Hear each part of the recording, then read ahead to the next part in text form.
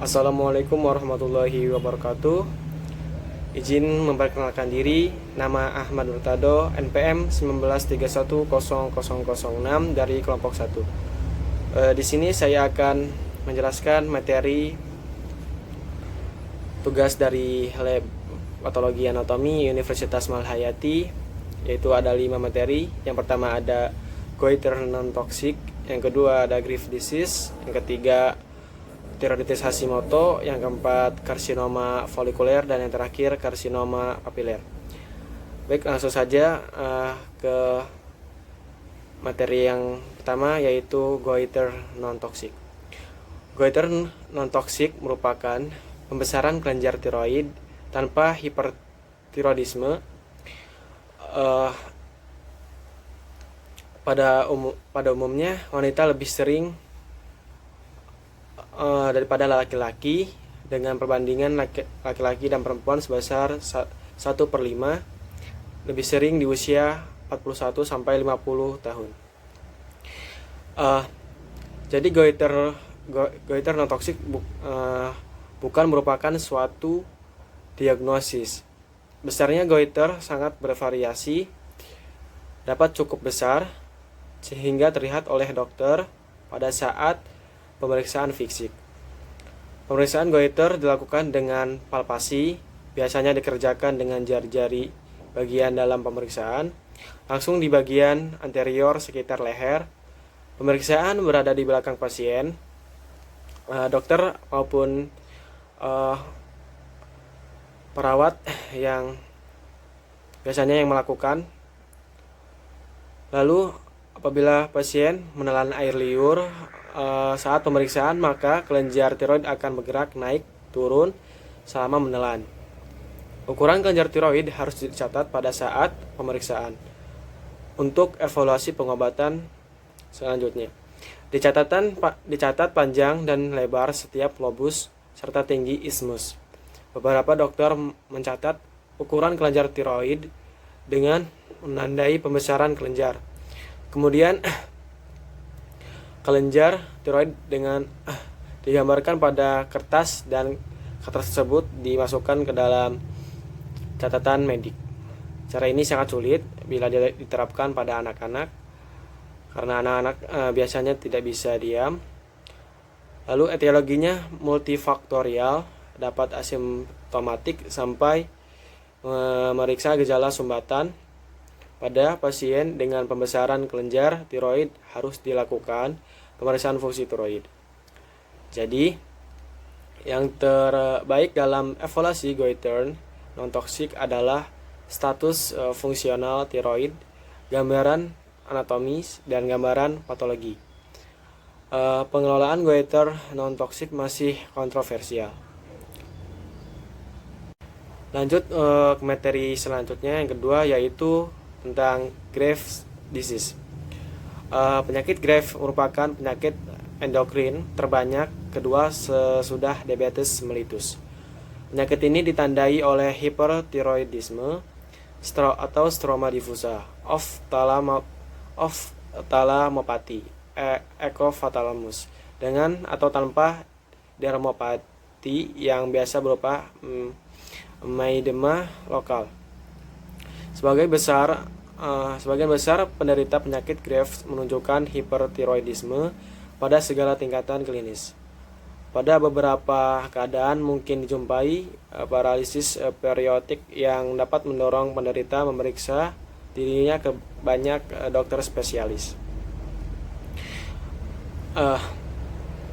Penyembuhan yang sempurna tanpa komplikasi merupakan tujuan semua pengobatan penyakit, termasuk penyakit Graves ini. Pilihan pengobatan penyakit Graves yang tepat untuk dapat mengatasi hipertiroidisme yang ada agar penderita menjadi bebas gejala merupakan masalah bagi para dokter praktek. Lalu sampai saat ini 3 pilihan cara pengobatan penyakit Graves, yaitu obat pembedahan dan radioisotop. Atas dasar patogenesisnya, semua cara terapi penyakit Graves adalah simptomatik. Dengan demikian, kesembuhan yang sesungguhnya tidak mungkin. Pengobatan dengan obat anti-tiroid atau tirostatika umumnya berlangsung sejak dimulai sampai remisi atau terjadinya remisi spontan. Sedang strombektomi subtotal atau terapi iod radioaktif efeknya adalah menghilangkan sebagian dari jaringan kelenjar sehingga sisa jaringan yang menghasilkan hormon tiroksina juga menjadi berkurang.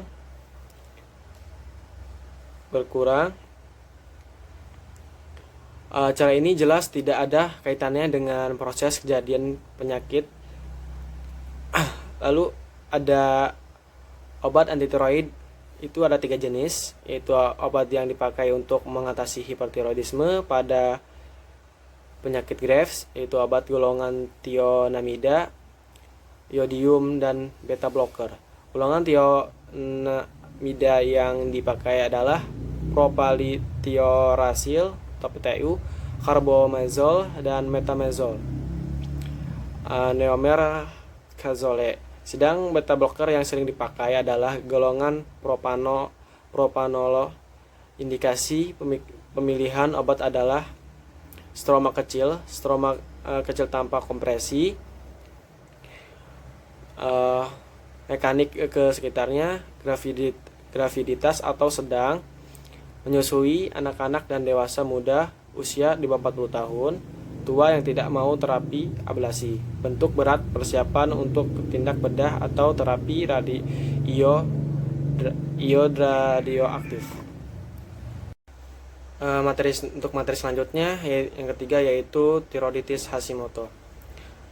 Tiroiditis Hashimoto adalah penyakit peradangan pada kelenjar tiroid akibat sistem kekebalan tubuh atau sistem imun menyerang sel-sel dan jaringan tiroid.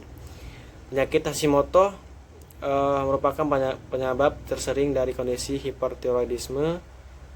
Penyebab tersering hipotiroid didapat seluruh dunia adalah defisiensi iodium, tetapi tiroiditis Hashimoto merupakan penyebab tersering hipotiroid didapat di daerah-daerah dengan asupan iodium yang adekuat. Pada PPK ini hanya akan dibahas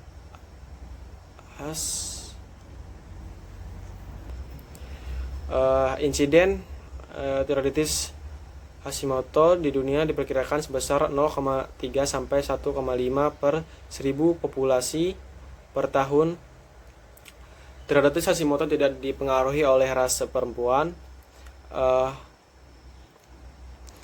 sampai 5 kali lebih sering terkena dibandingkan lelaki.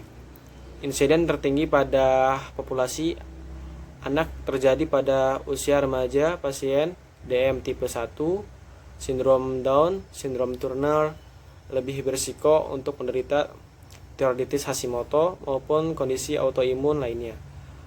Kurang lebih 20% anak dengan DM tipe 1 memiliki antibodi terhadap tiroid, tetapi hanya seperempatnya yang menunjukkan kenaikan TSH. Tiroiditis Hashimoto merupakan bagian spektrum penyakit tiroid autoimun. Tiroiditis Hashimoto merupakan bagian spektrum penyakit tiroid autoimun. Tiroiditis Hashimoto juga disebut sebagai tiroiditis autoimun, limfotik kronik, faktor genetik, defek imunitas dari faktor lingkungan berperan dalam patogenesis.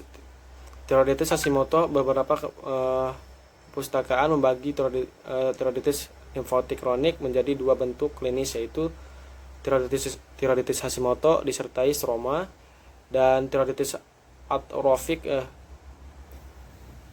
atrofik tanpa disertai stroma. Karakteristik tiroiditis Hashimoto adalah adanya infiltrasi limfotik sehingga menyebabkan tiromegali, destruksi sel tiroid, serta peningkatan antibodi terhadap peroxidase tiroid atau tiroid peroksidase dan trioglobulin. Baik, untuk materi selanjutnya yang keempat yaitu ada karsinoma papilar. Karsinoma papilar atau papillary thyroid karsinoma merupakan bentuk keganasan tiroid yang paling sering ditemukan sampai 60-70% dari seluruh kanker tiroid. Lesi ini biasanya terjadi pada pasien berusia 30-40 tahun dan lebih sering ditemukan pada wanita 2/1. Kebanyakan karsinoma papilar terjadi secara spontan.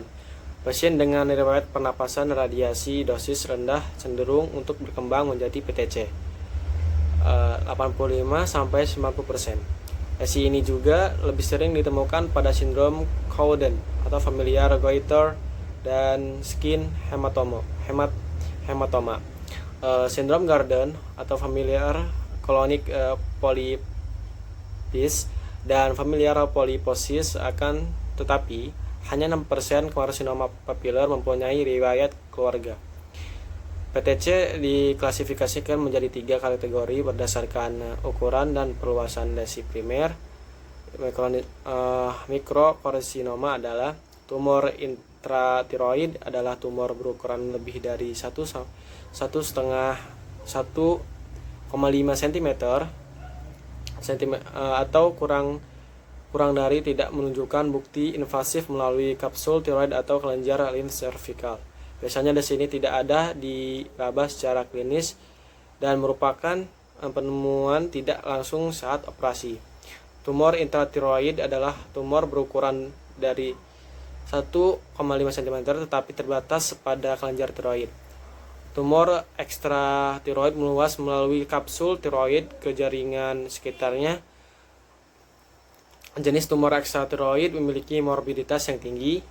Gambaran makroskopis PTC adalah massa dengan ukuran bervariasi, bisa tidak jelas, konsistensi keras, warna keputihan, dan granular.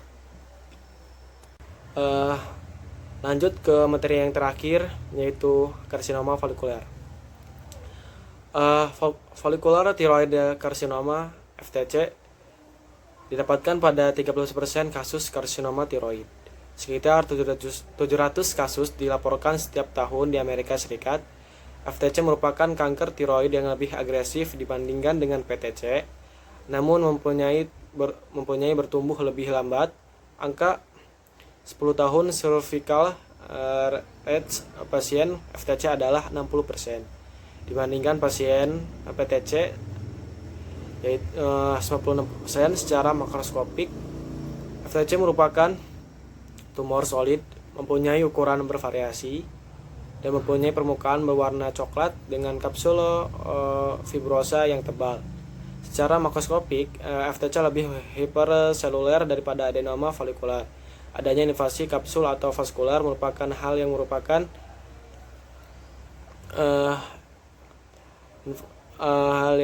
lesi ini ada dengan adenoma yang jinak. Tidak ada ciri sitologi khusus untuk FTC dan diagnosis definitif dari frozen section sulit ditegakkan.